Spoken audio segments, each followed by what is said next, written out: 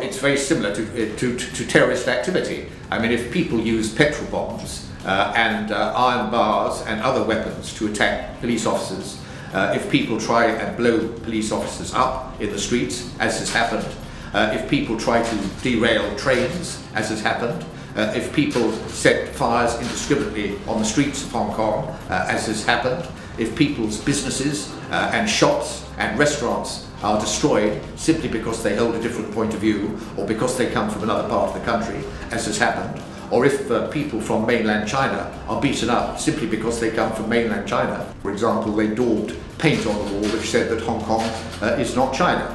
They destroyed the Hong Kong basic law, and they often have a chant to liberate Hong Kong, revolution of our time. So there are certainly people there who are separatists and want to divide China.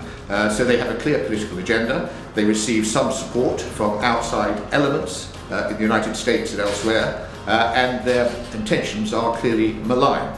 They want to damage China, and Hong Kong is simply a pawn. Young people must be under no illusion that to engage in serious criminal activity, such as violence on the streets, such as attacking police officers, such as throwing bombs around the place, is highly serious, and they must expect to receive very serious punishment as and when they are caught and once they are convicted of these offences. And the courts themselves have made clear that youth itself is not an excuse to go out and commit grave crimes.